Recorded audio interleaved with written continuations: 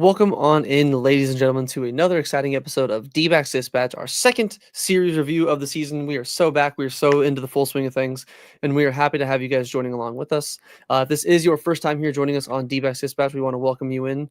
The entire crew is here. We got the trio here on camera, and then our man Josh behind the ones and twos. Myself, Brett, Gabe to the right of me, Brandon to the left of me. Appreciate you guys all tuning in. I know Josh, like I said, behind the ones and twos, making all the magic happen. Thank you guys for joining us. Make sure you guys follow us on Twitter, Instagram, TikTok, as well as going to the comments. Leave a comment, like, subscribe, everything like that puts us into the algorithm a bunch more. You have no idea how much it helps. Make sure you guys join the Discord as well. It should be in the description. It is all free. Don't have to worry about paying anything. There's a nice D-Backs community in there, especially during the game. It's just absolutely popping off the entire time. Like when I was at work today, it was just constantly going off for like 3 hours. It's always fun. Also, make sure you guys go over to azsnakebit.com. They as well have game day threads where they discuss games going live. They're good community over there, as well as game recaps, articles, deep dives, everything like that. So tons of great content over on the Snake Pit that I want you guys to all go check out because there's some great writers over there that deserve the love. But we are here to discuss a series win. I know whenever the series doesn't end the exact way we wanted, it could be a little bit of a downer. But hey, you know what? The D-Backs did go into New York and hand the Yankees their first 2 losses of the season. They took 2 of 3 in the Big Apple, and they got the job done. And they looked pretty solid doing it. Before we kind of fully dive in, I know we had an emergency podcast yesterday where Gabe and I kind of discussed some of the Ketel Marte extension news. So I wanted to give Brandon a little bit of time here at the beginning since he wasn't able to join us until now. A chance to kind of give his thoughts and everything on Ketel. So Brandon, passing it to you before we do a really, quick deep dive into this Yankee series. What are some of your thoughts on the Ketel extension? How surprised were you? Does this maybe leave any opportunity of other extensions in your mind for other players in the team? And then I know one of the other questions we also asked was maybe the possibility of him retiring and going into the Hall of Fame as a Diamondback, if he makes the Hall of Fame, obviously. So you guys pretty much echoed what I was feeling like when you guys did that episode. Like, this was a fantastic idea. Pretty much locks him up to basically finish his career. He'll be like, I think 37, 38 by the time it ends. So I really hope that he decide, like, after that contract is done, or maybe they do like one more, like 1 or 2 year deal. It depends on how he's playing at that point. Like, is he going to be someone that does deserve to play every day? Yes, Tori, he does deserve to play every day. So I was very happy about this, and I know there was a lot of talks. People like, why do it again? He was already locked up. Why not? This showed to me how much they respect Ketel and how much he is the face of this franchise. They don't want to risk anything that he's going to go somewhere else. So, and he was underpaid because that contract he signed was, in my opinion, before he truly blew up the last 2 seasons. So they were basically saying, thank you. You have been like our best player without a doubt the last few seasons. And if he keeps up his current pace that he's on, and I think it was Brett or Gabe who said it, he will end up being the best player in franchise history. Now, he may not have the home runs over Gonzo. He may not have a franchise-defining winning hit to win the World Series, but if he keeps up his current pace, I truly feel like he will overtake Gonzo for sure. So we'll just have to wait and see, but I was very happy because I have 2 jerseys of him, and whenever you buy jerseys in any sport, really, you're like, I hope this guy doesn't get traded or sign somewhere else, because that happened to me with Goldie. I literally bought like a really nice white Goldie jersey, and like 18 months later he gets traded. So then I just, someone wanted a jersey. I'm like, here, I'm never gonna wear this.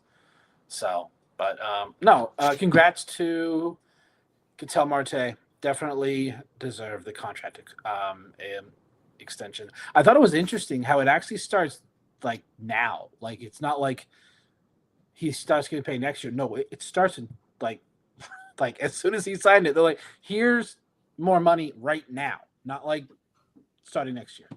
So I thought that was pretty cool. Yeah, so even as one of the things that Jeff was saying too in the comments, which by the way, welcome in Shug, welcome in Jeff, and everybody else that might be in the chats, just lurking, listening. Appreciate all you guys coming in. We wouldn't be able to do this without you guys. So Jeff's saying they also get to add or get to save some money in the next couple of years on the new deal. Hazen is cooking. That is one of the nice things. Even I think Gambadoro, John Gambadoro, had a tweet earlier today saying that because of the taking the less money to start the deal this year, it does give them a little bit more room to, kind of maneuver in some in-season trades or acquisitions, whatnot. Just a little bit more money to kind of like, divvy out if they, want to plan around the trade deadline. And I believe there's also like 40 million deferred, right? That's what I Yes. read.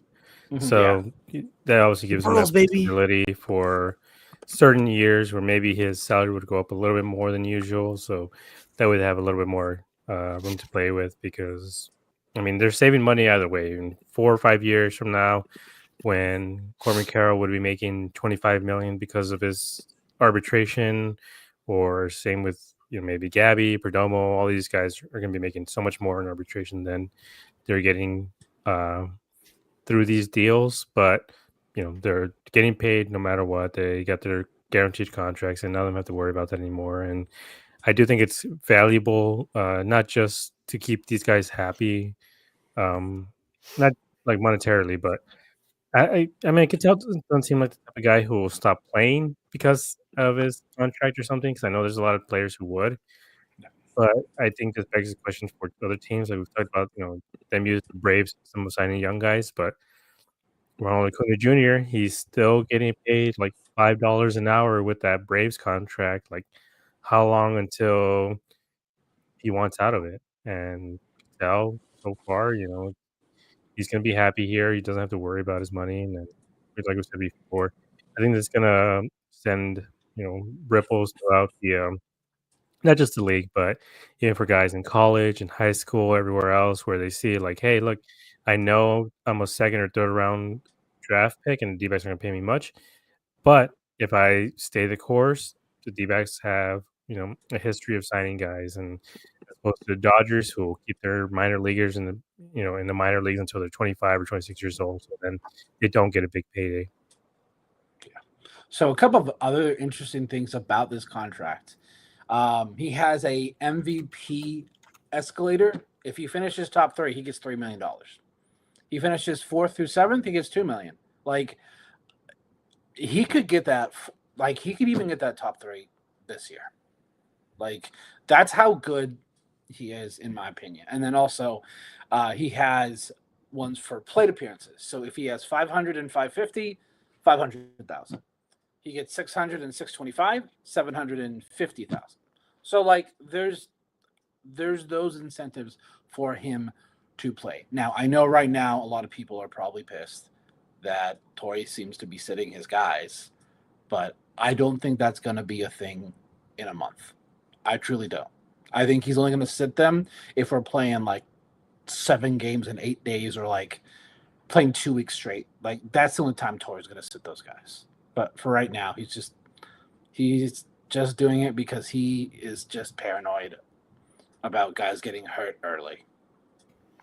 Yeah, I know in our group chat, Gabe was, I wouldn't say going off, because I think going off can have like a negative connotation, but definitely had some, I feel like legitimate gripes that we'll save to when we get to the third game, when it was kind of relevant, at least to the situation on when it was actually going down. But to kind of get into here, the series in itself in New York, the D-backs did obviously open up game 1 on Tuesday night.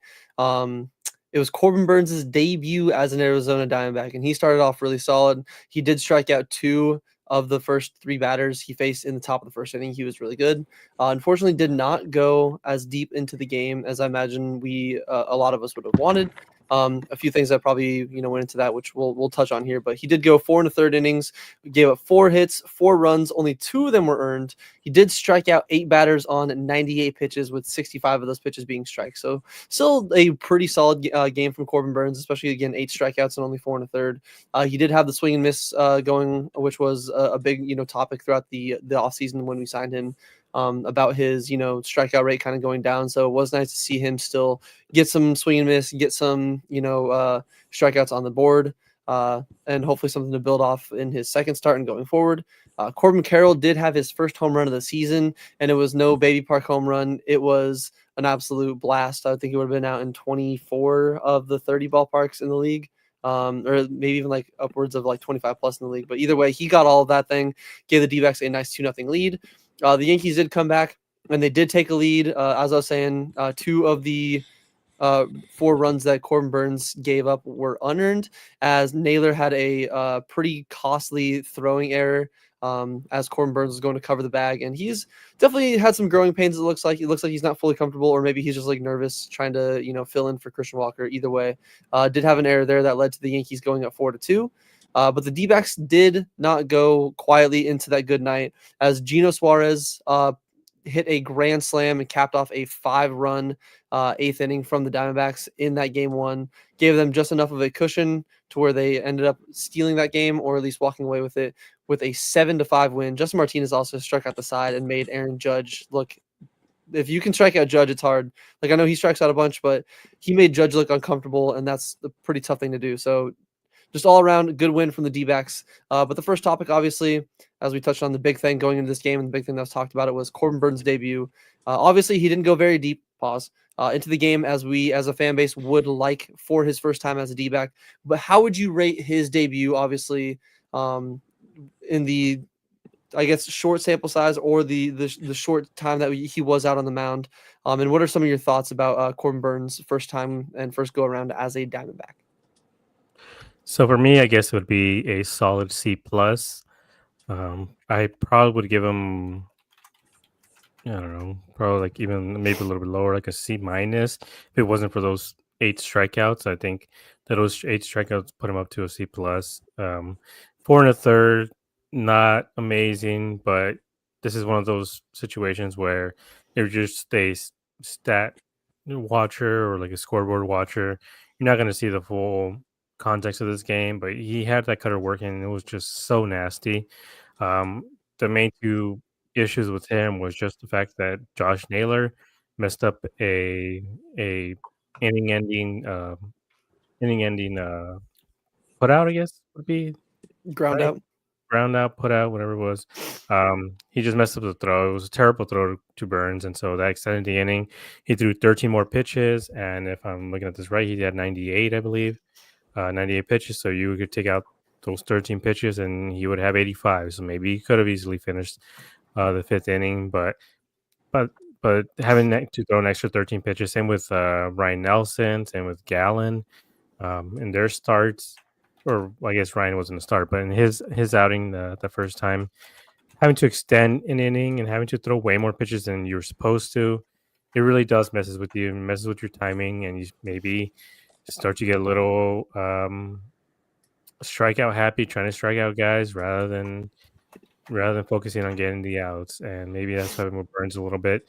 But I do think he did a lot better than that stat line shows, just because it's 4 runs, but 2 of them were unearned, and I think he did well overall. I think there's still room to improve. That, like I said, that cutter was just disgusting. But I do think hopefully once the defense starts to show up a little bit more, he is able to go deeper into games. He doesn't have to throw extra pitches. There was a couple of long at bats, one against Bellinger, which I think was around 10 pitches. And I think maybe Wells might have been Wells, who was something like 13 pitches as well. 2 very long at bats, just kind of drowned him at that point. So hoping he can put away some guys a lot earlier than that. Yes, I definitely some positives to be had. Obviously, he did. I do agree. He had the cutter working. He just looked. God, it's still so crazy seeing him in a D-backs uniform. Just looks so good. Especially after seeing him with the glasses during that Zach Gallen game. I was not expecting to see Clark Kent. Yeah, I was not expecting to see Clark Kent in our dugout, but yeah, it was definitely solid. I would agree with you on the maybe either C plus or even B minus. Obviously, the C plus just going off of the stat line, but if you take into account the error and the possibility that he could have gone at least into the 5th inning, or at least past the 5th inning, I think that like even a B minus isn't out of the question. But I think that's a pretty fair grade. So Brandon, same question to you. Obviously, not the debut that a lot of us probably predicted in our minds for Corbin Burns. Still wasn't terrible. How would you rate his first outing as an Arizona Diamondback? Thought it was decent. Definitely, it's not what we would like. We would love for him to go 6 innings at least. Like that, he's literally our second ace. He looked decent. He threw 34 pitches in the fourth inning. And most of them were before the Josh Naylor play. So we can't say, oh, because of Josh Naylor, he had to throw more pitches. He only had to face one more guy after that. Now, I watched that play like probably at least 5-6 times, and it just looks like Josh didn't know how to get the ball to Burns. Like, does he flip it like this? Does he underhand it? Like he just looked like he was unsure, and then his hand was like above his head, and then he released the ball, and like there's no way Corbin Burns can get that. So, yeah, definitely wasn't a great look. And there's been a lot of plays here early on that Gabe has brought up. Walker makes that play. And he does, because Christian Walker is a phenomenal defensive first baseman. We knew there were going to be growing pains because there's only one direction to go when you have was it 2 or 3 straight Gold Glove winner in Walker? It was 3. 3. So, like, there's only one direction to go if you bring in someone else. There is going to be a little bit of a drop-off. Yeah, that does suck. I think for the most part, he's been okay. Yeah, there's been a couple plays where I'm like, ugh. Doesn't look great. So I'm hoping that the coaches work with him because he's doing great at the plate. He's getting on base, which to me is a big thing. But, yeah, Burns, I'm surprised they let him go 98 pitches in his first start of the season. I thought they might limit him just a little bit more. If that error doesn't happen, yeah, he probably finishes the 5th. And it's a 2-2 game. Like, that changed the game drastically from that point forward. So it's a decent starting point. Obviously, we want to see him do better. But 8 strikeouts in not even 5 innings is amazing. Like, he had his stuff working in this game. So I think for me, what I just want him, maybe don't throw the cutter so much. Like, I know it's the best cutter maybe besides Class A in Major League Baseball. But just because you know it's coming doesn't mean you can hit it. Yeah, so it's definitely. I know I couldn't. I know even our man Dalton Feely on Twitter. I know it's a little side, but he was saying if you got $250,000, would you stand in the box against Justin Martinez to wear one of the ribs? I don't know if I'd want to stand in the box and wear one of those sinkers from Corbin Burns. I know the 97 or whatever from Burns is still not as hard as Justin Martinez, but yeah, that cutter when it's on is nice, and I think it is, again, like we've all said, a little bit disappointing that he couldn't go the full, at least even a complete 5 innings to qualify for the win, but still a lot of good positives to take away from this game. In regards to the Naylor throw, our man Josh in the comments saying, did they not practice that exact drill a ton in spring training? And you would think, but again, I think the difference in practice speed versus in-game speed actually goes a lot faster, to where maybe just that kind of like slips from your mind for a quick second would be my guess. But obviously, like, can't do anything about it now. They won the game at least, so there's that. Our man Dank saying that on lunch break and finding out the D-backs lost. It is true. It's unfortunate. They did at least kind of make it a game at the end, which we have a couple thoughts on that once we get to it. But hey, either way, they still took the series win. Glad to have you joining us to chat about some of this the series. And then even Jeff saying that J-Mark coming out and dominating was one of my favorite parts of the series. I know Puck has closed 2 games, but he's also given up 2 dingers, which we'll talk about that in a minute too. Hope they give J-Mart some saves soon. And I agree. J-Mart looked really solid in that, game 1. Again, striking out all 3 batters he faced in the 8th inning was just elite. Like, there's a reason why the D-backs gave him that extension, and he's going to be in the desert for, a long time to come. But moving on into topic 2 of game 1, obviously, the big reason why the D-backs even walked away with this win was that 8th inning offense, capped off by Gino Suarez and his grand slam, which was his 5th home run of the season, or is it 4th? It was his 5th home run of the season, and at the time, before even today's game, all 5 of his hits were all home runs. So he had a 0 BABIP, but like an 1100 slug, which was just insanely hilarious. But obviously the grand slam, either way, it did go out there. We know it's Gino. The team has now scored 23 times in the 7th inning or later in just 7 games so far this season, which is pretty crazy. There's been some crooked numbers. Obviously, we know the 8-run inning against the Cubs on Sunday. Even on the Saturday game, Gino had that other 2-run shot in the 9th off Alex Presley.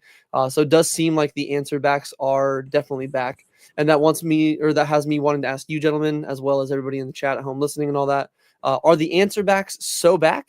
And is this a concern to you at all? Or is this just, again, a good problem considering that, they're never truly out of a game? I think it's a good sign. I mean, it's kind of like anything else. There's positives and negatives. I think it's a good sign that this team doesn't give up. They're not the lay down in Diamondbacks as we saw last year early on.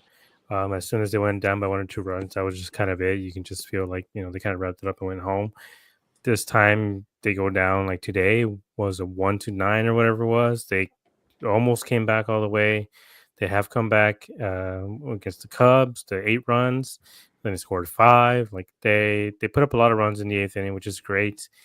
I wouldn't want to rely on that just because you're not always going to be able to score 8 runs in the 8th. Like there's certain teams who have a lot better bullpens than the Cubs, and the Yankees were supposed to have this great bullpen, but they throw a lot of balls in the strike zone. I feel like the D-backs have the type of guys who are able to hit it. I just think they just matched up really well against the Yankees bullpen.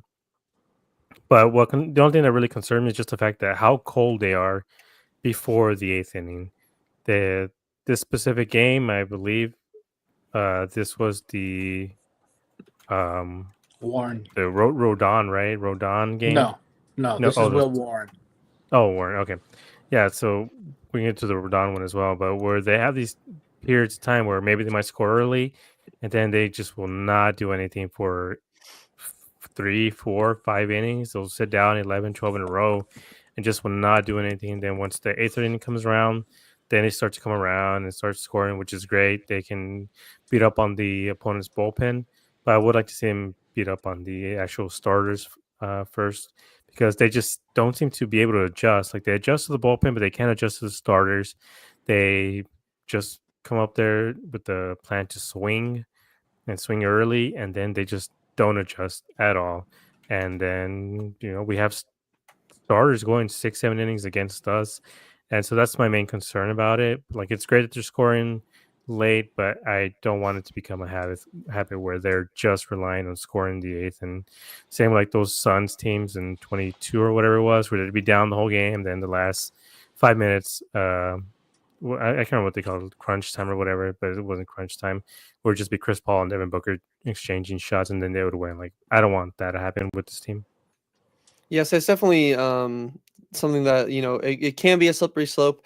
We don't want all of their runs to be scored in the very end of the game, but it is at least nice to know that this team truly isn't out of a game, which we will definitely bring back up when we get to game 3, because I know we had some thoughts about that in our group chat. But Brandon, same question to you. Obviously, with them scoring now 23 times in the 7th inning or later, this is including, I believe, today's game with Geraldo Perdomo. So this is including this entire series in general.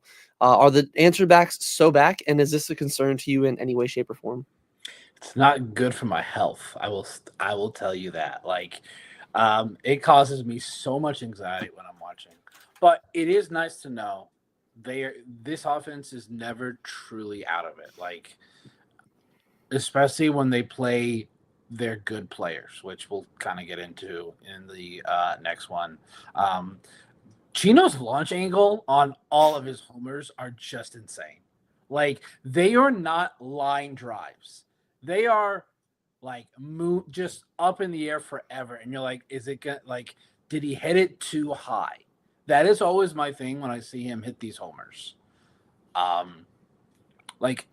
don't mind them being able to score late in games. It's a good thing that they're able to just keep going until They literally have no outs left. That's the one thing I like about baseball. You don't have a time limit. You are not working against the clock. So you can take your time. You can take your time in each at bat. I don't want them to rely on it. Like say, oh, it's only the fourth inning. We don't have to try and score.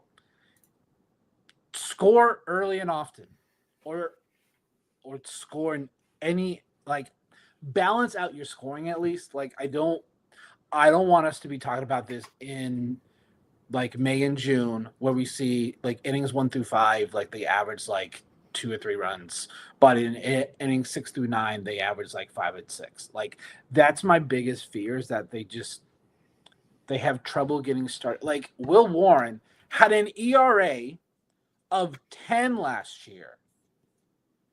We got 1 hit by him through 5 innings. Then they brought in Fernando Cruz, who has probably a better splitter than J-Mart. He's the only guy that has a better.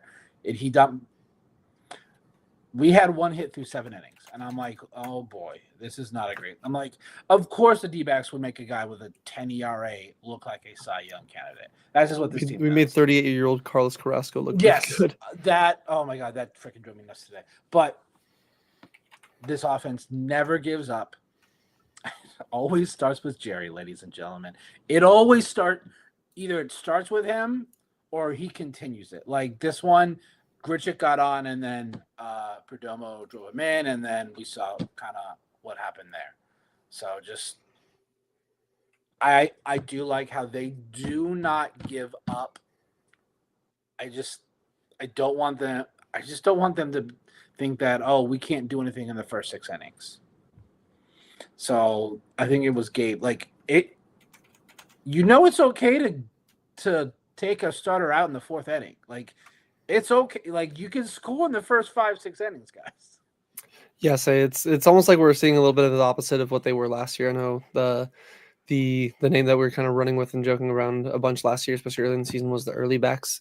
I know even Dank saying that in the comments he's not the biggest fan of the answer backs nickname, if I'm being honest. Again, it's pretty lazy. It's just literally throwing backs at the end of answer, and answer back is already a thing. But either way, it is fitting, especially if they're going to be scoring a bunch at the end here. But it is like we're seeing the complete opposite of last year, where last year they scored all the runs in the first inning or two, and then kind of were shut down the rest of the game. We saw a little bit of that in game 2, which we'll touch on in a minute there. But I do agree. I'd like to see a little bit more balanced out. Helps my, thankfully I was at work and I was a little bit busy when it was going on, so I didn't have to worry about the heart attack or worry about my blood pressure rising just watching it and whatnot. But I would like to see a little bit more of a balancing act and have them not have to worry about scoring all those runs or in the later parts of the game. But going into game 2, obviously, like I was saying, they did kind of have a little bit more of that scoring early and often. As game 2, Pina Power went to the second deck back-to-back games with a home run for Lourdes. Both of those home runs are actually 2-run shots. So it's nice to see his bat kind of get going a little bit. I know he was struggling the first few games or so. Then Perdomo and Cattell both got RBI knocks in the second inning. So the D-backs did put up 4 runs on Carlos Rodon in the first 2 innings. And it pretty much looked like that's all that Zach Gallen would need for the most part of the game, because we got top tier Zach Gallen. We got prime Zach Gallen in the Bronx, which maybe a little bit of an audition. I know he's going to be a free agent, so hopefully that didn't just make the Yankees go like, all right, cool, just give him a blank check. But Zach did go 6 2/3 innings, 3 hits, no runs, 13 strikeouts, which ties a career high, which, let's be honest, it should have been 14, but then I'm probably wanting to give them the pity, no swing on that. So 13 strikeouts at 101 pitches and 64 of them being strikes. So that was really solid. The D-backs were shutting out the Yankees through 8 innings. Torey Lovello left in Ryan Thompson after the 8th inning to face the Yankees lineup in the bottom of the 9th. He struggled, gave up, or got 2 runners on, and then they brought in Puck, and Puck gave up a baby park home run to the King Torpedo himself, Anthony Volpe, to make things a little bit more interesting. and make it a 4-3 game. But he did eventually lock down the win and lock down. I wouldn't say save because you can't pitch yourself into a save situation. So he did lock down the win. The D-backs do take that one as a score of 4-3, and this was the franchises that we found out from D-backs Stats and Info. And shout out them; they always have great content. Follow them on Twitter. But this was the D-backs' first ever regular season series victory in Yankee Stadium, which kind of crazy. I didn't really realize that, but especially before 2 years ago, we weren't playing every single one of these teams every year. So it was very rare when they went to New York. So it kind of makes a little bit of sense, but at least we kind of got that out of the way. And it's nice to obviously just win the first two, and you don't have to worry about a rubber match or trying to win the series at the very end. So, like I said, D-backs do take this one. Or took this one as a score of 4-3, and that leads into our first topic and the main point of this game, and the reason why they were so good, and kind of we're okay with not scoring too much off of Carlos Rodon, where he did end up retiring 10 straight Diamondbacks to start his day after giving up 4 in the first 2. So with obviously Gallen tying a career high at 13 strikeouts, he was really solid. I know we talked about, especially last time after opening day, having a little bit of lack of swing and miss and not really getting a lot of strikeouts. He had 24 whiffs in this game. 24 whiffs, 13 on his curve, 5 on his changeup, 3 on the fastball, 2 on the slider, and 1 on the cutter. So it was his curveball, which is one of his best pitches when it's on. It was disgustingly on. He was making Jason Dominguez, Aaron Judge was looking silly, was just making all those Yankees hitters look disgusting. And even our man Gabe put out a really funny tweet about them switching their torpedo bats to the nuke bats, which I got a very good laugh out of. But my question to you, gentlemen, as well as everybody in the chat or at home that's listening, chime in on this as well. But with Gallen being in a form that we really haven't seen since his scoreless inning streak back in 2023, he did seem to still have a slight lack of fastball control, which, he kind of found his release point a little bit throughout the game. I did notice in the 4th, 5th, and 6th innings, he was dotting up his fastball a little bit more, which was great. Is his fastball command still something to be worried about for you guys? Or is it something that, it's not as, especially if his changeup and curveball are working as well as it was, is this something that, it's kind of an indication that he's just more of knocking the rust off and you aren't really worried at all about his command, and we might be seeing, maybe prime Zach Gallen again? So for me, I think he's gonna have to, maybe not repeat this exact thing, because I think, he's matching season highs and career highs this game. But I think if he replicates it just enough, next outing he gets the 6 innings or 10 strikeouts or something, I do think that he is on the right track and probably is going to be that the rest of the year. But if he goes out and gets 5 and like 8 strikeouts or something, I think, we might be seeing this sort of, maybe not, elite Zach Gallen, but I think borderline elite Zach Gallen, which is still very good. I just want him to be consistent. That's the main thing. Just consistency, finding this sort of consistent where he's not going out and doing this and then going 5 innings and 4 runs next outing, like he did last year. But he didn't necessarily have as much command as the fastball as we've seen before, but he wasn't relying on it. He threw so many curveballs and changeups, which early on, like I think one of the memes that I put out there, and you still see it every once in a while, was just that scene from Nacho Libre where that guy is telling Ramses, like, Ramses is number 1, this is number 1. Like, I put that meme out maybe 3 or 4 years ago, but said, like, the main thing I highlighted there was his changeup, and his changeup was one of the most elite pitches in the league. And he kind of just went away from it and started focusing on that curveball, which again has been elite. But if it's not working against the fastball, then it's going to get hit. And that's what we saw the last game, where they were just waiting for it. Anything near the strike zone, they're just waiting for it to hit it because he just could not locate that fastball. And getting 10 strikeouts on the curveball, playing it off on random fastballs, but throwing that changeup. We talked about it before, and I've mentioned it before as well. I brought up Zach Greinke, his ability to adjust. Like, he would throw out the kitchen sink in that first inning, and then he realized, okay, this is working and this is working. But he had that power changeup that would work off the fastball, so it doesn't matter if he was throwing 88 or 89. As long as he was throwing that changeup, it would make a big difference, and he would get a lot of strikeouts and outs. And I think that's something that Gallen has to do as well. Maybe I'm not gonna say humble himself, but be aware that maybe he doesn't have as great fastball command as he once did, and maybe this year he's gonna have to work on that. But if he's able to work off of the changeup, which is nasty, and the curveball, I do think he's gonna have this sort of repeat success. Yes, I definitely gonna have to see a few different phases of Zach, and hopefully it does suck because, obviously the better he does, the more money he's probably gonna demand in free agency. But, on the bright side of it, the better he does, hopefully that just means the better the team is doing. Because again, making the playoffs and winning World Series is the main goal. And if we lose him after this year, cool. If he goes out with a ring and helps bring a ring back to the desert, then I'm ultimately fine with it. But yeah, if we can get this kind of Zach Gallen, lack of control, but having his off-speed stuff be absolutely elite.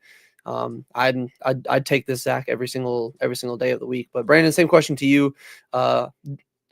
Is his fastball command still something to be worried about, or is this something that could be an indication that it's nothing to really be of concern with, and he's kind of knocking the rust off of the command with that fastball, and he's kind of getting back into the Zach Gallen that we were very familiar with in the 2023 season?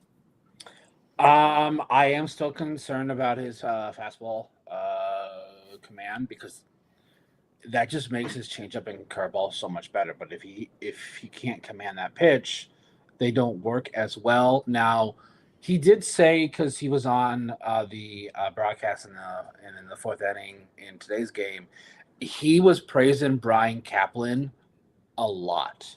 So it sounds like Kaplan may have figured it out. Like, that's what I want to see going forward. Is I'm wondering if Zach was always hesitant to throw his changeup and curveball until he commanded his fastball. Maybe Kaplan said that is so good, it does not matter. Like, yes, obviously we want you to have command of that fastball, but the amount of whiffs he had on his curveball in the start was just absolutely disgusting. Like 13 whiffs on his knuckle curve. Like 13 whiffs in a game in general is good, but just on one pitch is gross. He had a really good balance of his pitches too. Like 31 four seams, 30 curveballs, and 22 changeups. That's truly, truly amazing. And do we need him? Do we need him to be Cy Young caliber? No. If he wants to be, I'm completely okay. Like, I'm not saying don't be a Cy Young caliber pitcher. I'm just saying, like, he doesn't need to, like, it's not like if he isn't, like we're in so much trouble. Like, for me, for Gallen, like 6 innings, 7-8 strikeouts, 3 runs or less, like, just give me a quality start. Like, that's literally all I want from Gallen, because we talked about it already. This offense, you keep them in the game. Merrill Kelly, you keep them in the game, and we will win a majority of our games.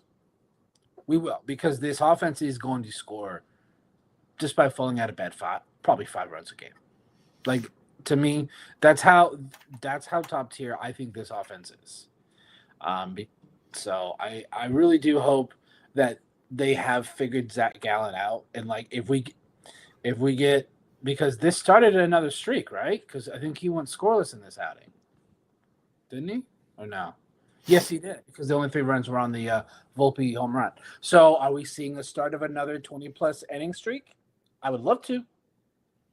Yeah, the only I guess knock on Gallen would just be the fact that with the wind it was 30 degrees and it's impossible to play like that. We saw Gurriel warming up his bat and everything. Like, the players are cold, and if you ever played baseball in the cold, even if you fell off a ball, that thing stings your hands so bad. So it's not as easy to bat in 30-degree weather.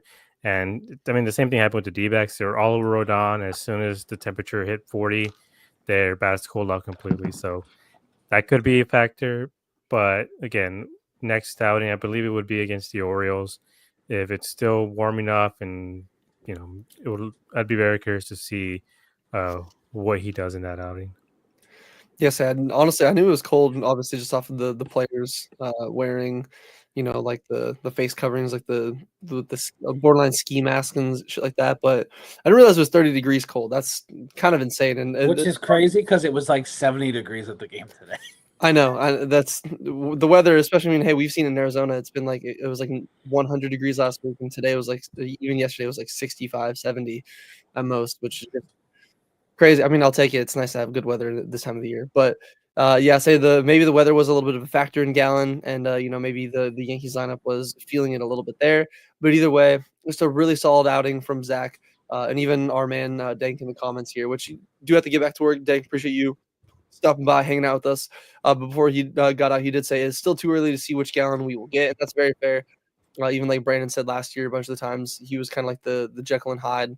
You don't know what you're going to get. Sometimes you could get this kind of outing from him, and then the very next outing you could get a 4-run, like what we saw on opening day, where he's going to go only 4 or 5 innings, kind of get shelled or just not have his control. But even if we can get this kind of Zach, this quality and consistency, and even as Jeff's saying, I think his consistency is completely dependent on his fastball command. As long as he can spot that pitch from time to time, guys will have to swing at the curve, which I think that's a very big key. And even like kind of like what Gabe was saying, and even like Brandon saying with his fastball command, if he can just make sure that is at least 85 to 90% of what it used to be, it really makes his changeup and his curveball like that much. Like they're already borderline elite pitches. It just makes him that much better, and it makes him, the kind of pitcher that we were all talking about getting Garrett Cole money not too long ago, which is insane to think about, especially with his end of 2024 and even the first start of 2025. Doesn't seem like he'd be getting Garrett Cole money, but we saw in game 1 or in this game the reason why he was even in that conversation to be paid, because there are times when he can go out there and he's genuinely elite. But there was some other things obviously in this game. I know the offense kind of went quiet there at the end. But the other topic that we had here was AJ Puck being the closer. So obviously we know that Torrey is going to go off of a matchup based plan to close out any of these games, and isn't going to pick a dedicated arm coming out of the bullpen. If there's a few righties coming up, they'll probably go with Jamar. If there's a few lefties, probably going to go with Puck, especially once Ginkle's out, maybe toss him in the rotation there, especially with our man Josh and that fire graphic that he put out during spring training with the 3-headed snake. I'd be okay if we got to use a little bit more. That'd be fun. But with Puck giving up home runs in back-to-back outings now, I mean, even though, again, one of them was a Baby Park home run, shout out Mario Kart Double Dash, obviously, again, with Torrey not having a set closer, but is this home run problem something to, kind of keep some tabs on with Puck? Because I know even last year, one of his final outings of the year against the Padres, he got touched up a little bit, even after he was insanely locked down coming over from the Marlins. Is the home run problem, in air quotes, from Puck something that you're to be concerned with, or is it just, is it a nothing, and you're still would rather have him, in the 7th, 8th, 9th inning over a guy like, Joe Mantiply? Yeah, I think for me, it's just giving him a clean inning. He's brought in with 2 guys on base already. Like, he had to be perfect, and like we said, it's just the Baby Park home run. It was 337 feet. It's a home run in 2 stadiums, both of which are Yankee stadiums. That would have been an easy, I don't know, I would say easy pop up to Cattell right there. That's how short that stupid home run was. But unfortunately, you play at the stadium you play, and you just, you got to keep the ball on the ground. He did get a couple of flyouts, I believe, and his first outing, he gave up a hard double. He gave up a walk, so he wasn't perfect in his first outing. In the second outing, he gave up a home run, and then the last outing again, another home run. I think I would hope this isn't a problem for Puck, but it just seems to be location. He left a couple pitches down the middle, and he paid for it. And like I said, I think for me, I'm always going to root for Jamar. I think Jamar should have this closer position, and I think bringing him into a game like this, if you're up by 4-0 in Yankee Stadium against the Yankees, I think he should have started that game. I think he should have started that inning. I mean, it shouldn't have been Ryan Thompson out there. I understand why Torrey said that he's going to do this whole matchup based thing, and he doesn't have an established closer, but the only guy who's been coming out for the 9th has been Puck, and I would rather have Jamar just because the couple times that we've seen him, he's just been electric. He's incredible. That 103 just making guys look silly. And Puck, as great as he doesn't make guys look as silly as that. I would have him as the setup man. And I think that 1-2 punch between him and Jamar, I think, would be amazing for this team. And like I said, I think both of them can get lefties and righties out. I compared numbers a couple weeks ago. It's not like lefties just destroy Jamar. Both of them bat like 215 at most or something like that. Like they really don't do any damage against him at all. So throwing him against righties and lefties doesn't matter. Yes, it's especially with leaving in Ryan Thompson, there's a reason why the Rays let him go. Again, I know he can be a really effective closer. I just don't think he has what it is to be he's a really effective reliever. I don't think Ryan Thompson has what it is to be a closer, whether it's even a 4. I know it wasn't a safe situation. Still, I just something about the 9th inning, even last year when Seawald was down, we tried him a few times in the 9th inning, and he was a heart attack. We're just cursed as a franchise to no matter what we have, the 9th inning is never fun. But a guy like Justin Martinez and even a guy like AJ Puck, like I still think that I agree with you fully. Would rather have Justin Martinez back there, but at least AJ Puck is a guy that can get lefties out. He's not just a lefty specialist like Mantiply, where you're only hoping he faces only lefties. I just think it's generally, like you said, you kind of hit the nail on the head. It's location. If he gets that location down, I don't think that he's going to be as big of a problem. And I think that the home run things is just, sometimes hitters they're paid millions of dollars to do their job. Sometimes they do their job just a little bit better than pitchers. So I don't think it's something to necessarily be worried about, but I do think it's at least something to kind of keep some mental tabs on it going forward. But Brandon, kind of same question to you. Are you on the same boat as Gabe and I with Puck and the quote unquote home run issue? Or are you kind of like on the same boat with Torey Lovullo, and you're like you'd rather just have it be a matchup based thing? You don't mind if it's Puck or Jamar as long as it's a mixture of the two in the 9th inning. So I think it's still too early to classify things as trends. It's 2 innings. Am I worried about the home run? Yes, but I'm not saying that it's an issue. Like for me, trends in sports, like especially like with relievers, I feel like you got to give them 5 to 10 outings to see if something truly is a trend. Like you got to give them time to figure it out. Like this freaking nuke to Ben Rice was nasty. Ben O'Rose is a pretty good hitter too. Yeah.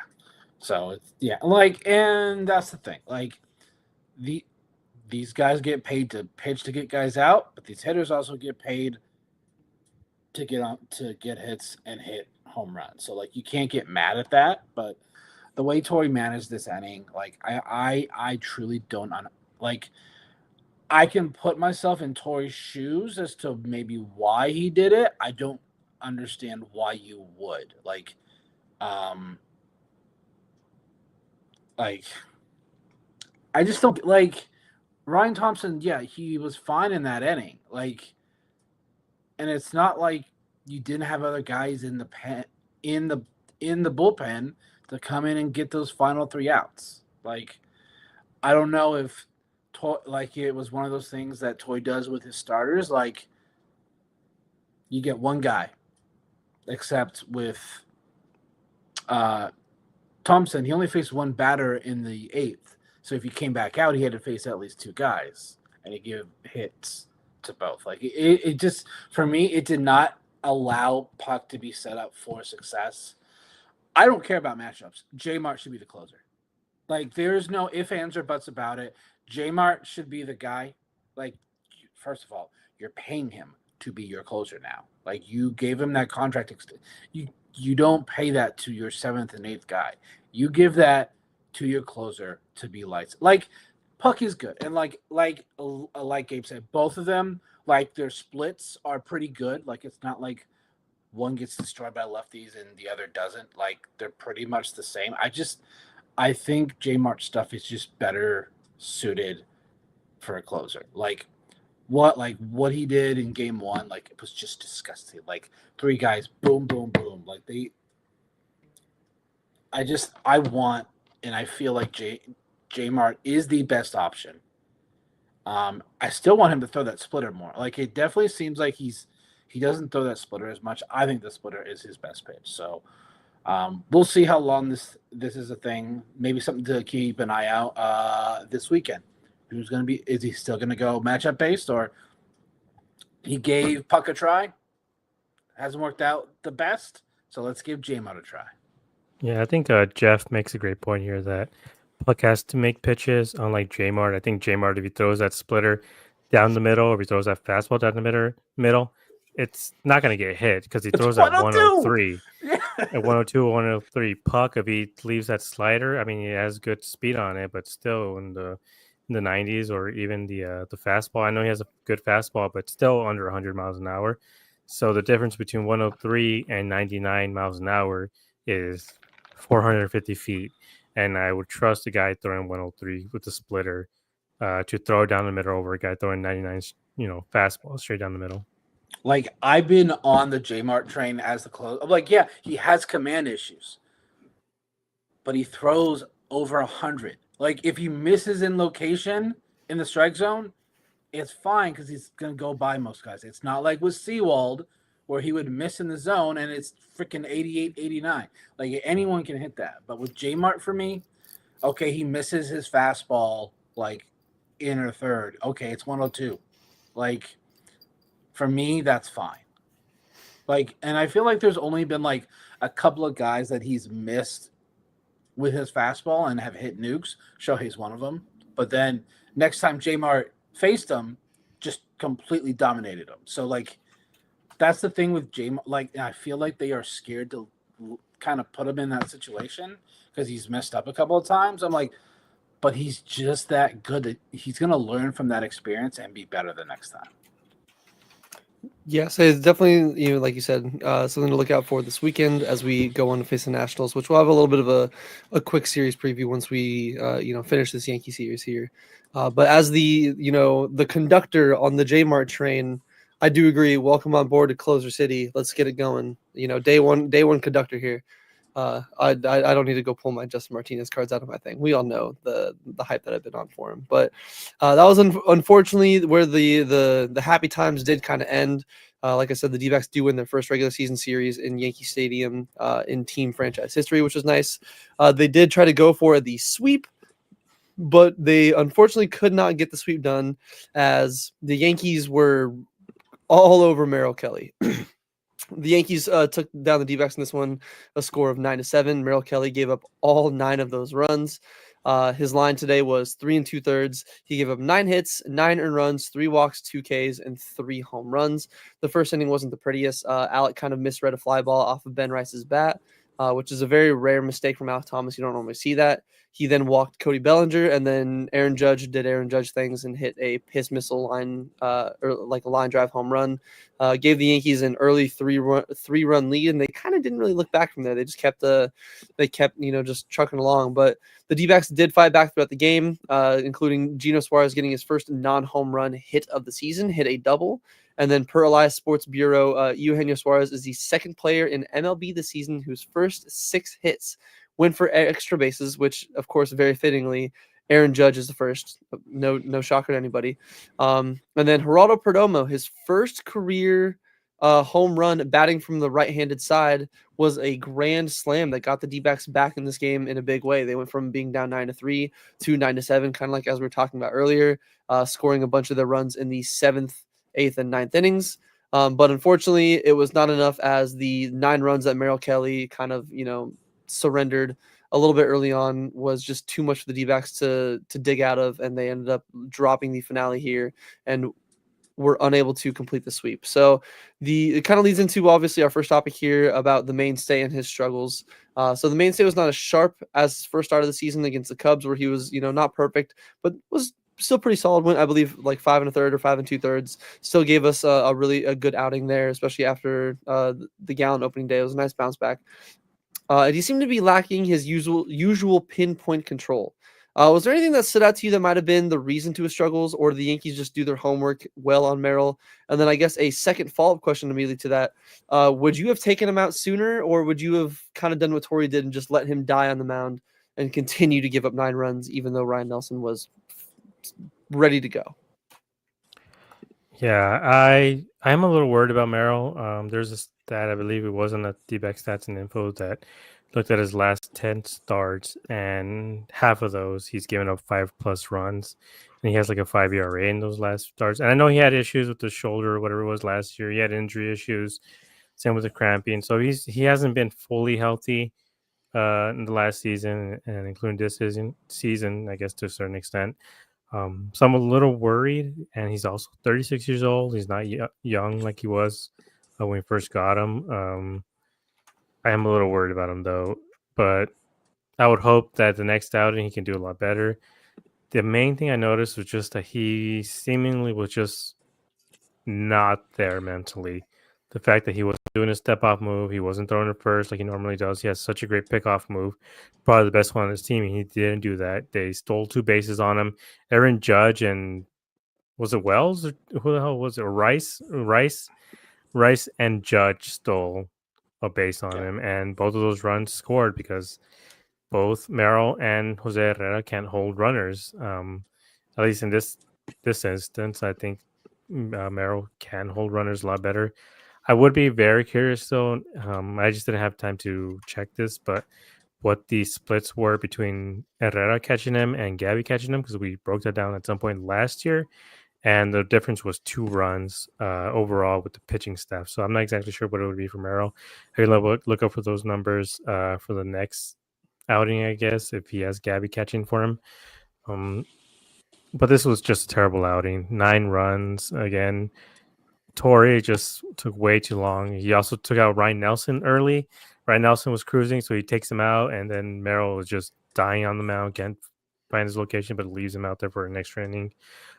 He probably should have been out in the third. If he would have gotten out of the third easy, 1, 2, 3, I think, the same with Rodon yesterday. Just leave him in there and then let him get the outs until he actually gets into trouble. But they scored 2 runs on him in the third. Torrey didn't take him out. He leaves him again into the fourth. Lets him face the top of the lineup the third time around, which is always a recipe for disaster for even the best pitchers in the league. And then, yeah, they made him pay, and they kind of just put the game out of reach at that point. And the offense made it close, but when you're down 8 runs in the fourth, it's really, really hard to come back from that. You just start sometimes swinging out of your shoes. And luckily this time the D-backs didn't do that. They actually, were a lot more patient, took their walks, took their doubles and singles. But still, yeah, I think this is both on Merrill for not getting the job done and Torrey for maybe just leaving him out there to die. Yeah, say the leaving him out there even after he gave up like the 6th or 7th run, I was kind of like, all right, Torrey, it's time to get him out of here. Like, let's go. Ryan, I think I was even texting in the group chat. I was like, all right, get Ryan ready, because even You like said we talked it about, in the first, by the way. You said that. I mean, after after the 4 runs, it was more of like, all right, get him warmed, because at this rate, we might need him a little bit early. And I mean, I wasn't necessarily wrong. Like this offense, we even talked about it after the Cubs series and that comeback win on Sunday. Like this offense can put up runs where even missing a little bit more pop and not having Jock or anything there. Obviously, Naylor still hasn't hit his first home run. Which by the way, I was looking at the team like stat leaders. Josh Naylor's leading the team in 2 stolen bases. So that's kind of a fun thing that I saw. But both of third base. Both the third base is just wheels out there. But it just I think I would have gone to him a little bit sooner. Maybe Torrey was not wanting to go to Ryan as early, hoping that obviously Merrill's a veteran. Maybe he was hoping that Merrill would lock in. It was just every pitcher has a bad outing or a bad inning in an outing, but I feel like he gave him a little bit too long of a leash, which ended up being the death blow, because obviously that home run from Jazz Chisholm was kind of the main reason. If you take that away, obviously you could take a lot of things from a baseball game away, so it doesn't really mean that much. But if you take away that home run from Jazz Chisholm, this would have potentially been a 7-7 game with the Perdomo Grand Slam, and we're talking about a chance to still hopefully sweep the series. But it's nothing to be, nothing that we could do. It's just something that you got to kind of flush. At least we did see some good things. Obviously, the offense was fighting back throughout the entire game, even though they made Carlos Carrasco look really good, unfortunately. But Brandon, kind of same question to you. Was there anything, are you kind of in agreement with Gabe on some of the things that, he was saying with Merrill Kelly just not being as sharp in his last like 10 starts. Maybe it's something with Moreno and Herrera. Is there something from the mainstay that kind of stuck out to you? Or was this just maybe the Yankees just generally being a good hitting team and they just did their homework well on the mainstay?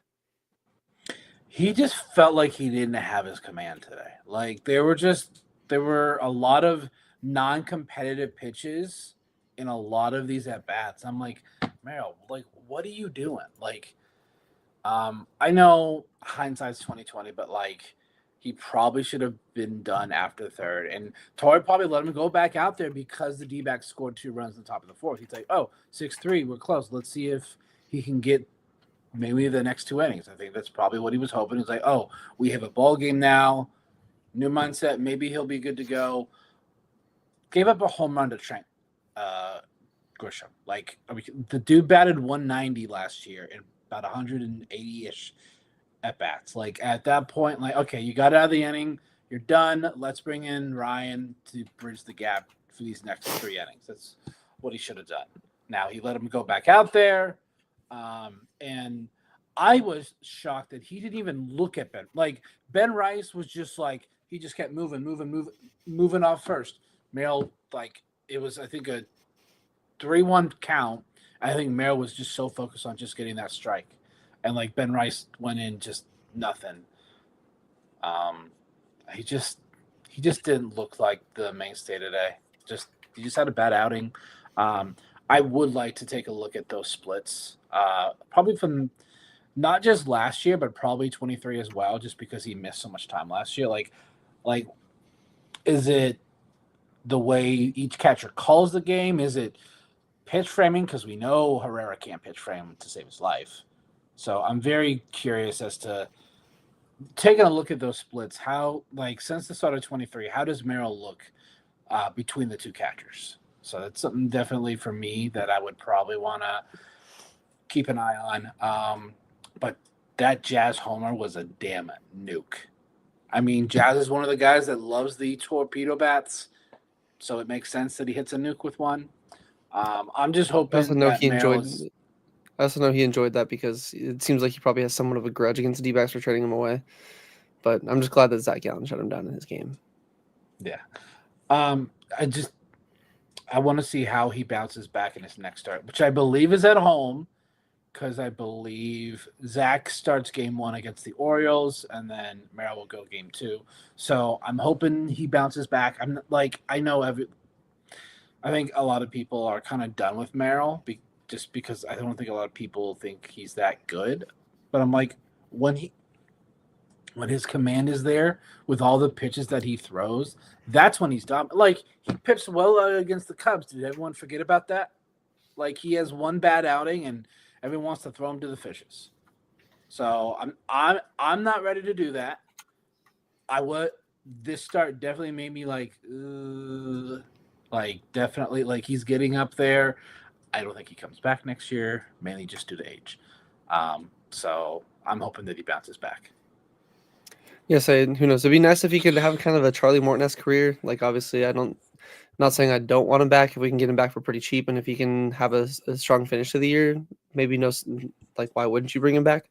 But yeah, if this is the Merrill that we're going to kind of see, especially even like Gabe said, if we're getting almost like every other start a blow-up start, I don't know if he's going to have too much gas left in the tank for us to want to give him another contract, another go around. But again, this is a long season, so there is still plenty to go and plenty for us to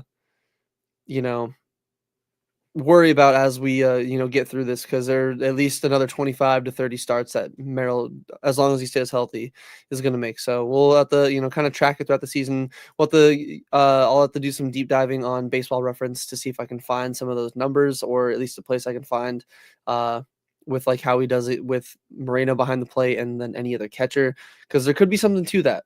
That we'll have to, bring up and discuss in one of our next shows. But moving on to topic 2 of the final game of the series here, the reason why this team was even close at the end there was Geraldo Perdomo and his grand slam in the 7th inning. So this was, as stated even earlier, his first career home run as a right-handed batter.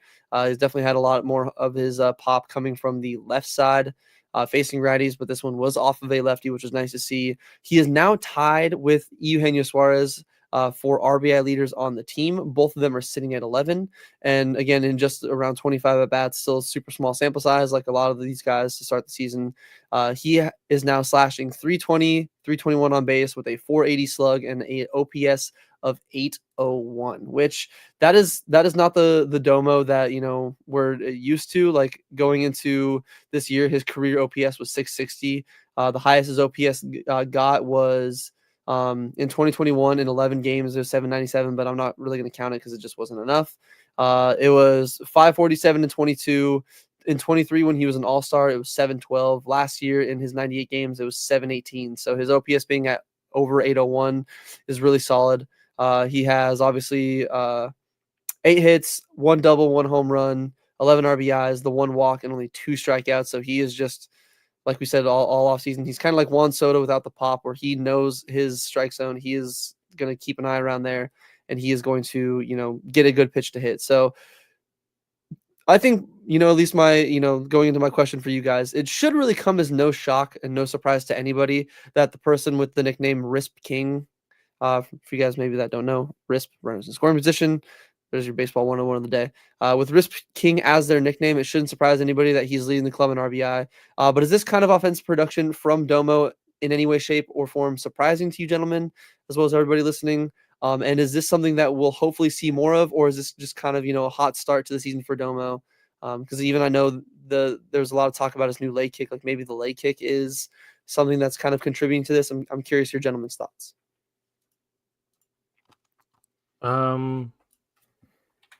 Honestly, the question was a little long-winded, so I lost focus for a second. Sorry. The Say, Domo, is the you know, yes, the yeah. production from him surprising to you? And then do you think this is something that we'll see more of throughout the year, or is it just kind of a hot start to the season? I think this is what we've been hoping for. I mean, he is still very young. I think we forget that just because of how long he's been around, that he's a very young player. He's only in his, I guess, early-ish 20s, about 24, 25 years old. He's still a very young guy. He hasn't reached his true peak and potential. He actually seemed to put on some weight in the offseason. The last time when I actually saw him, when I went to go see them train, his arms looked a lot bigger. He had a bigger chest than he did before. But he was one guy that we always talked about, like these warning track shots where he would be on one knee and we'd be like, damn, like that's gone. And then it would just die at the track and we'd just be like, God damn it, Perdomo, go hit some weights or something. And he seemed to do that. And he hit his first home run from the right side in his career. He's been playing since 2022. And this is the first time he hits it from the right side. So I think this is a good sign from him that he's getting some power. And just the fact that he's able to get singles and then doubles. I think it's going to become a doubles machine this year. Anything, he is a very good defender. I think he, if he fixes some issues with decision making, he hasn't made his, stupid decision like he did on opening day so far again. But I do think he has the potential to be a Gold Glove shortstop. So if we were able to get 10 home runs, 15 home runs from him this year, I do think he's going to be, incredibly valuable for this team. And, they believe in him for a reason, and I believe in him too. Even though we have Jordan Lawler waiting, but I do think the shortstop of the future is Perdomo, and Lawler can be in third or first or wherever else he needs to be. But yeah, I hope this is a sign that he can hit more home runs. Like maybe he just needs to hit them in Cincinnati and like Boston or the slightly smaller parks. Yes, it is. Honestly, now that you say that, he does look like he's kind of bulked up a little bit, and maybe a combination of a little bit more muscle and weight behind some of his swings, along with that leg kick, kind of generating more power. Because even that double against Eli Morgan against the Cubs on Sunday, it did look like he's getting a little bit more oomph on his swing and driving it with a little more power, which is something that I think we would all love to see throughout the rest of the season. But Brandon, same question to you, my good sir. Obviously, no surprise that he is leading the club in RBI with the nickname Risp King. But is this offensive production from Domo any kind of way, shape, or form surprising to you? And is this something that we'll hopefully see more of? Or do you think it could just be, kind of like a lot of players getting off to a hot start to the season and he might, come back to the normal just over 700 OPS Domo that we've seen in the last few years? I think every season he's played, he's improved in some form. He made the All-Star team in 23. 22 was literally almost unbearable to watch with Jerry. Like, he played most of the season because literally we had no other options. Nick Ahmed was hurt for like, I think, 4 months. There was no other legitimate shortstop in the organization. So he had to play. And I think he learned so much that season on the job. He learned so much. I think he is so underappreciated across the league. Like outside his fan base, no one knows who he is. Like, Other than Mets fans that are salty. Yeah, it's 23 Mets fans. Get over it. So what's the excuse from 24? Like, I'm sorry. Now that homer today would have been a warning track shot at Chase Field. So I was complaining the first 2 games about the whole Little League ballpark Baby park, because it's so like, it's the one thing I don't understand why all stadiums don't have similar like, it's like what, like 315 down by the right field pole, like that is ridiculous for a major league ballpark. So sorry, a little tangent there, but I'm a little surprised that he's leading the team like with 11, like, and it's not because of power. Like, he's just like, there's guys on base, and he either sack bunt, sack fly, single. Like, he gets the job done. That's why he's our Risps king. Like, he just gets the job done. He just plays the right way. I think anytime that he makes a mistake, he learns from it.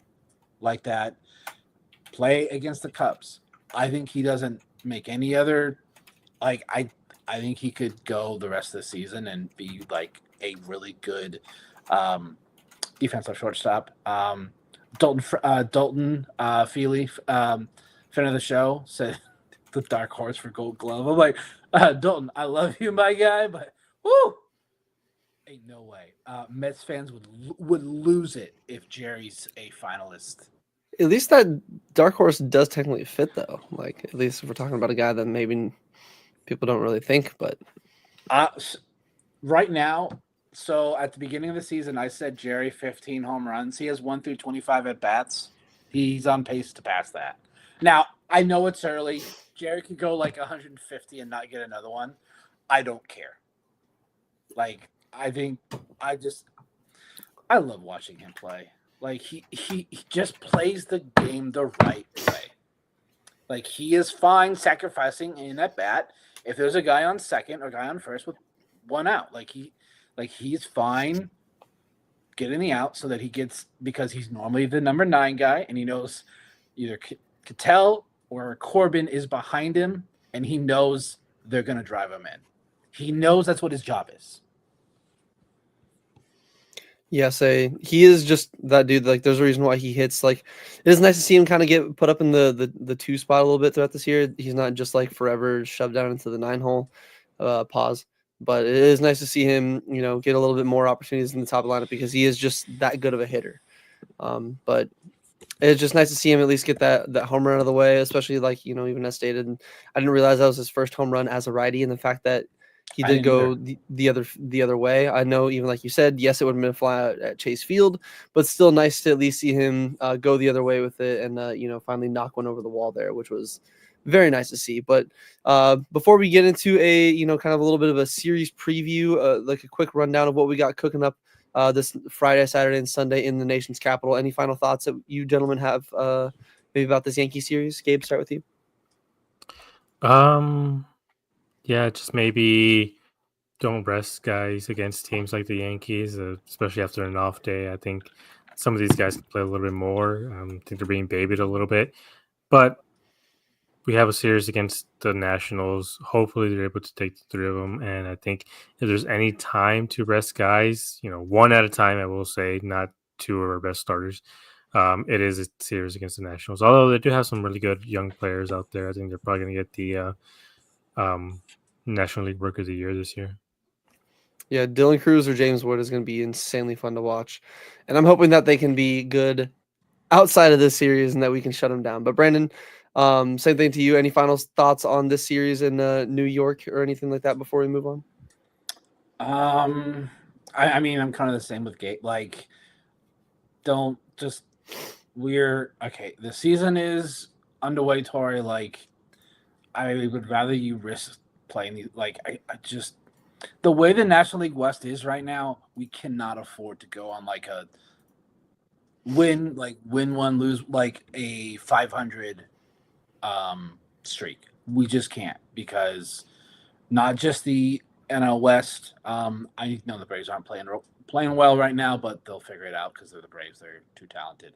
Like, this team, like, if this team wants to make the playoffs, they need to keep par with these top teams.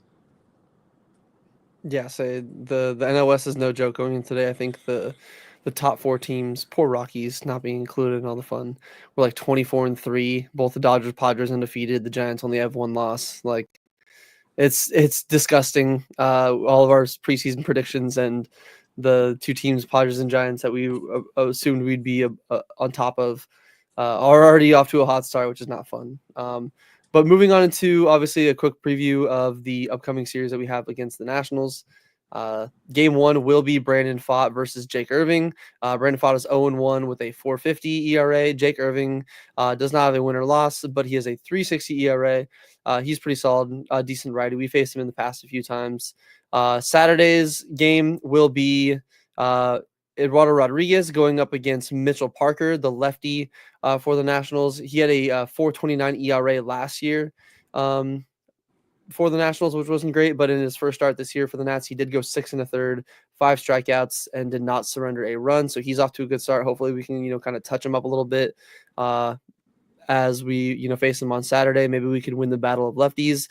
And then Sunday will be a fun one. We got Corbin Burns making his second start as a Diamondback, obviously 0-0 with a 4.15 ERA, going up against, speaking of a Brave, a former Brave, who's just nice to see him out on the mound pitching again. I know he had 2 really rough, unfortunate injuries, an Achilles tear. I think he either tore his Achilles once, maybe twice.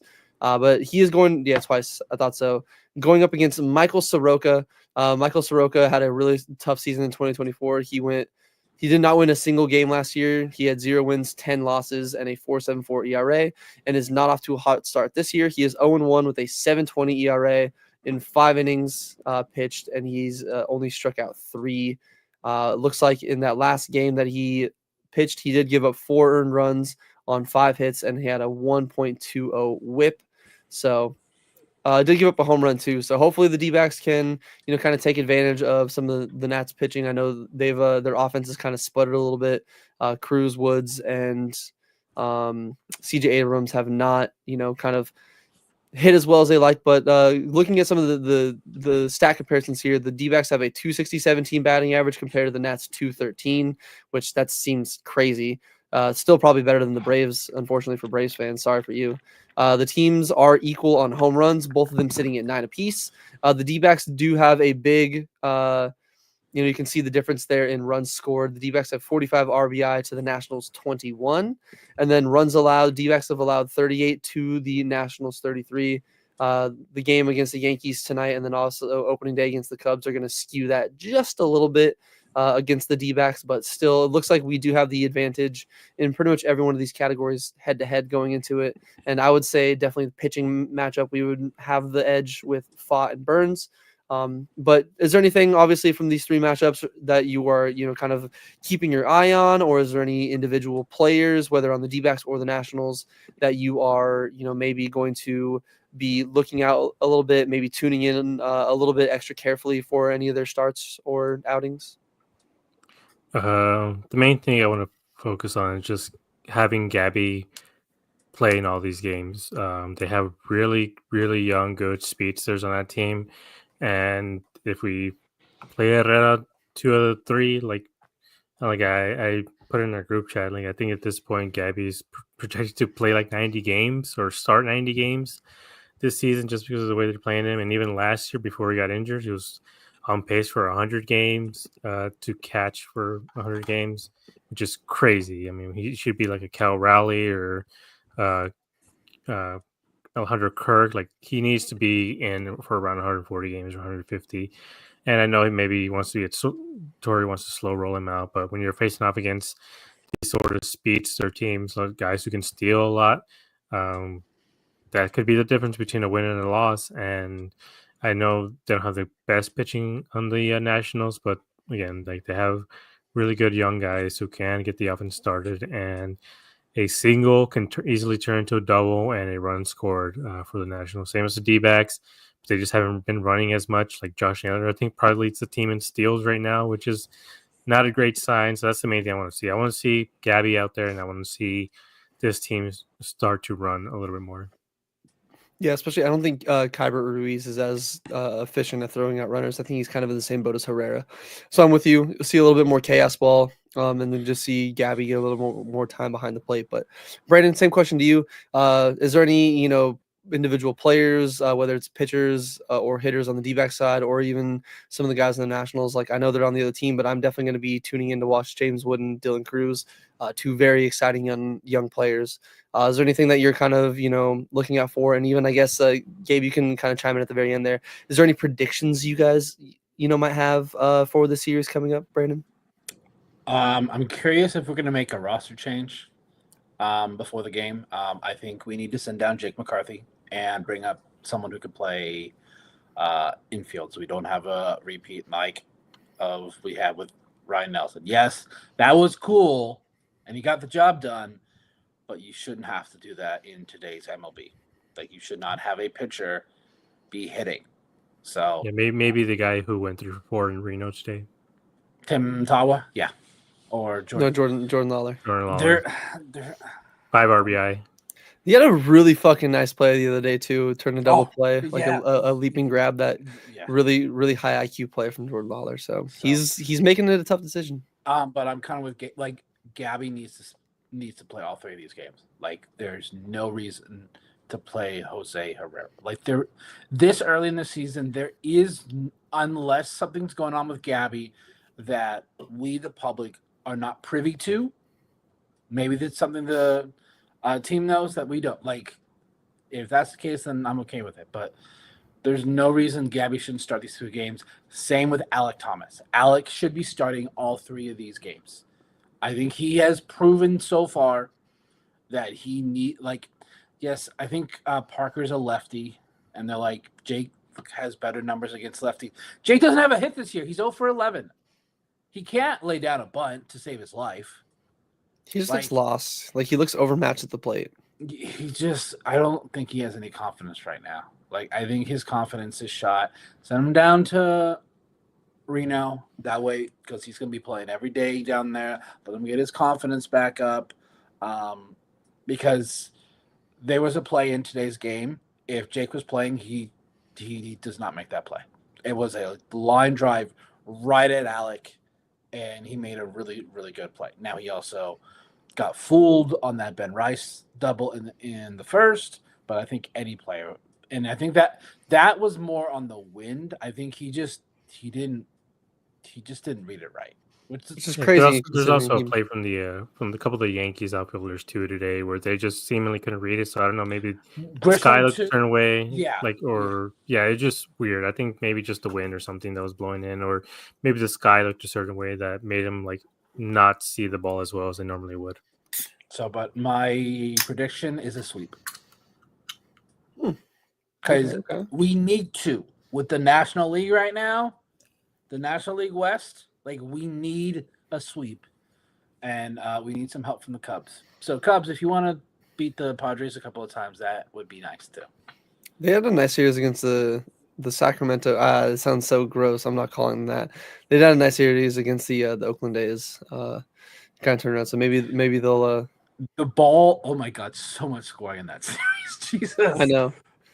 Dude, it's so weird with 2 teams playing at minor league ballparks. Like, it feels like every time I see a highlight, I'm like, I thought we were done with spring training, but it's the reality that we live in because cheap owners are cheap owners. The Rays situation is definitely different, but either way. Gabe, is there any predictions that you have? Obviously, I know you said you were hoping for at least like 2 or 3, but is there any, like, are you kind of agreeing with Brandon on like maybe a roster move, which I think it's a little too early for them to send down Jake? If he struggles this series and does has no hits again, I definitely think that's a good call. But I just don't think they're going to do it too soon.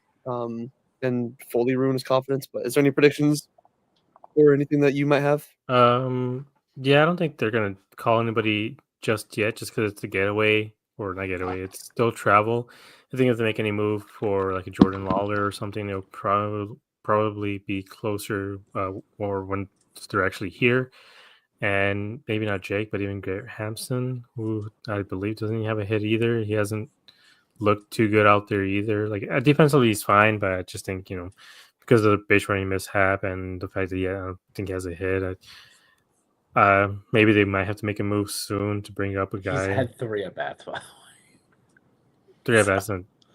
Well, I think he has a walk or 2. So I mean, at least he's gotten on base a couple times, but he hasn't shown me anything where I'm like, yeah, this guy needs to stay up. Same like Kevin Newman last year, or even Grichuk, when they both came up or started playing, like they made an impact right away, and then he just hasn't so far. And I think maybe Jordan Lawler might just be better. Like the fact that they're giving Cattell so many freaking off days, like put in Jordan Lawler. I'd rather see him at second than Garrett Hampson at this point. But my prediction, I guess, would be 2 out of 3, although I would rather see the actual sweep, just because I think Sunday is probably going to be 3 starters out. Hopefully not. Hopefully with the Burns out there, they want to get their best, especially Cattell's such a good defender now at second base. Keep him out second.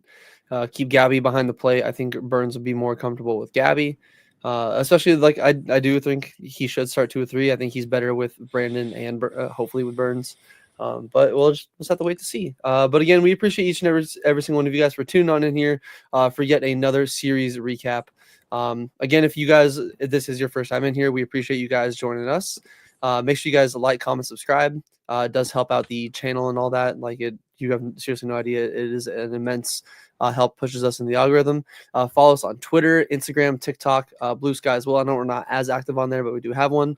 But especially Twitter. Twitter's been popping off like crazy. Gabe has been just putting out some bonkers banger memes. Make sure you join the Discord. It is in the description below. Would love to see you guys in there.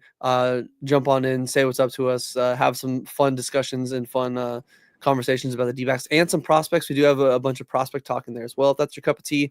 And then check on over at azsnakepit.com. A bunch of great articles over there. I know our man Jeff is in there. He just put out a game recap today. So he's one of the fantastic writers over there, along with many others there.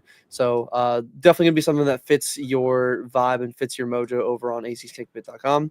But again, we appreciate each and every single one of you guys for tuning on in here. We will see you next time on probably Sunday afternoon, Sunday evening, as we discuss a hopeful, at least, series win of the Nationals and maybe a series sweep if everything goes right. But in the meantime, y'all take it easy. We'll see you soon.